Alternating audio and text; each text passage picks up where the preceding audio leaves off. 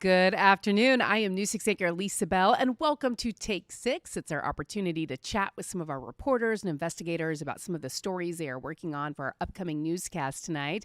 And I am so happy to be joined on this beautiful Monday by News 6 anchor Justin Warmoth, who is once again working on a story regarding the booming Seminole County. We just took our newscast on the road to 32771, and of course, we were talking about a lot of issues in that area. One thing, of course, all of the people moving in to the Sanford and Seminole County areas.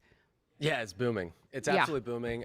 The people who live there know it, and it's about to grow even more. I mean, we know how many people are moving to Central Florida and really to the Sanford area as well, Mm-hmm. and their growth is just it's incredible. And now we have even more apartments coming online, and the latest apartment to that's about to break ground will be the largest multifamily residential development in Sanford ever.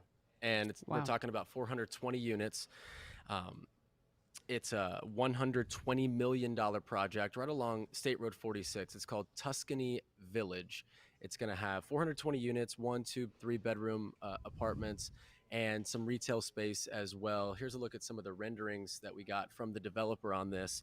And this just highlights the booming population. And as more of these apartments come online, I often hear from viewers who complain about that's too much growth, too much, but we also have a housing deficit still. Mm-hmm. And from the developer standpoint, you ask him, well, this is just another apartment complex. Yeah, but this is also adding more units online, and then in turn, as more units come online, prices then start to level off. And so that's the issue: is you have a deficit which raises prices, and the market rate is high. And Mm-hmm. as more of these developments come online, and this location is really nice too, right along 46, there's a BJ's right across the street as well. It's about a mile from I-4.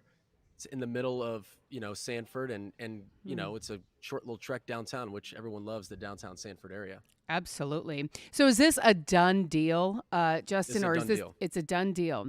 So when do Hmm. they hope to break ground? And when could In the next month or so. okay. Yeah, in the next month or so.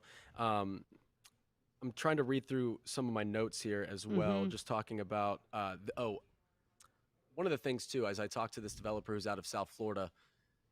um, a lot of people, we know, we've seen the stats about how many people from out of state have moved to Florida, right? Mm-hmm. And a lot of them chose South Florida. But over the last couple of years, as construction costs go up and insurance also goes up, a lot more people are moving from South Florida to Central Florida. So this is the third move, right? And because of the affordability, we are Yeah. still relatively affordable when you look across the country, and you look at down in South Florida as well. And he was saying that uh, as more and more people move to Central Florida, because we're not as much at risk in certain pockets of the central Florida to hurricanes and things like that, you're seeing a lot of Mm-hmm. people who have moved here out of state over the last 5 years or so relocate again to the Central Florida area. Yeah, it is astonishing. I was talking to one of our producers, Donovan Myrie, earlier today. I mean, all the people that move to Florida, 1,000 people a day, 1,000 people to Central Florida every week. Um, and we hear about where they're moving from. The crazy thing is, though, is when you go to some of those places, like California, for example, my whole family is out in California. Hmm. It's not like they have a ton of excess housing out there either. It's just, True. yeah, there just seems to be this huge demand for housing that seems to be never ending. Yeah. And I think a lot of it too is the how difficult it is to buy a house today with these rates. If you're a first Mhm. time home buyer, that seems so out of touch and Mhm. out of reality. To come up with a down payment that is just astronomical, Yeah. and then you have the interest rates on top of that. So multifamily, these apartments, that's the second option. And so Mhm. that's why you're seeing so many of these apartments, especially you know through Sanford. I know, talking to the director of economic development, and I asked him, is Sanford growing too quickly? And he said, we're in some pockets, like in the downtown, they do have that infrastructure issue with the sewage and the water.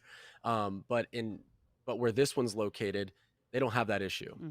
It's a little bit more established. And to be honest, there aren't that many near this one. So this Yeah. one, in this pocket, it's not like it's going in right next to another one. I mean, it's all along 46. Yeah, you're seeing a lot of development, but um, the most of the development is not where this one is going in.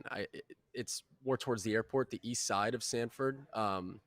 Is where you're seeing a new Publix that just opened within the last couple of months. That tells you the Mm-hmm. growth that the area Mm-hmm. is experiencing if they're adding a Publix. And so, yeah, I mean, I understand. How many times do I cover a story about residents fighting these Yeah, developments? And I absolutely. hear them out, and they have valid points. Especially in the rural pockets of Central Florida. But unfortunately for them is when you have these toll roads go in, you have Wekiva Parkway through Sanford as well. And now all that goes towards the west side through Lake County. You're seeing all along that toll road, just developments pop up Yeah. because the connectivity is there. And You know, so, yeah, and you talk about affordability. Any idea how much these apartments will cost? they're going to go market rate. And What so, what is market rate? well, for Sanford, I think it's probably comparable to what most of Yeah. Central Florida's seeing. Probably around Mm-hmm. 15 to 17, 1800 for a one bed, and then up Mm-hmm. from there. But yeah, But it but we also when we hit the road to Sanford, I also brought you the stories of some of the new affordable housing units that are coming mm-hmm. online, and those are also coming online just like the market rate ones are as Mm-hmm. well. It just highlights the growth in the diverse population of Sanford. You're also having Yeah. um, high paying jobs, companies relocating or opening new spots in like their headquarters in the Sanford area, which brings new jobs, which brings people, and those market rate apartments tend to fill up rather quickly. Yeah, and you mentioned earlier this is not too far off from I-4. When we Hmm. were in Sanford, one of the things we heard over and over again was the proximity to a Sunrail station. So, This is also close to there. yeah. So maybe, Hmm. if some of those people work in downtown Orlando or wherever there's convenience to some public transportation and mass transportation. So, Absolutely. Yeah, I mean that's the key. I mean, get folks off the roads. mhm. And this is pretty close, probably about a mile or so from the Sunrail station as well, maybe less than that to be honest. Mhm. But yeah, right, I mean it's a pretty good location. And the Mhm. space is there, and they're also going to be adding some retail components as well on that site. So it'll transform here in the next Yeah. month or so. It'll start that, but the largest multifamily project to ever come to Sanford about to break ground. All right. Very interesting. And we know you'll have even more for us Yeah. tonight on News 6. So thank you, as always, Justin Warmoth joining us, covering our booming population in Central Florida and all the development for us. And of course, one of the reasons why so many people are moving to Central Florida is because of the gorgeous weather that we have pretty much year round. And today is no different, although it is a little bit on the warmer side, a little bit above normal where we should be for this time of year. Today, we're looking for a high of 86 degrees, and we're going to stay in the upper 80s, even low 90s throughout this week. But our rain chances are staying pretty low. We're going to have lots of sunshine overnight, temperatures dipping down into the mid 60s. All in all, not a bad looking forecast at all, especially if you have any outdoor plans for this week or this weekend. Looking pretty nice. Chief Meteorologist Tom Strolls will be pinpointing all of those details for you tonight on News 6 starting at 4 o'clock. I'm News 6 anchor Lisa Bell. Thank you so much for spending a few minutes with us on this afternoon during Take 6. We'll see you tonight.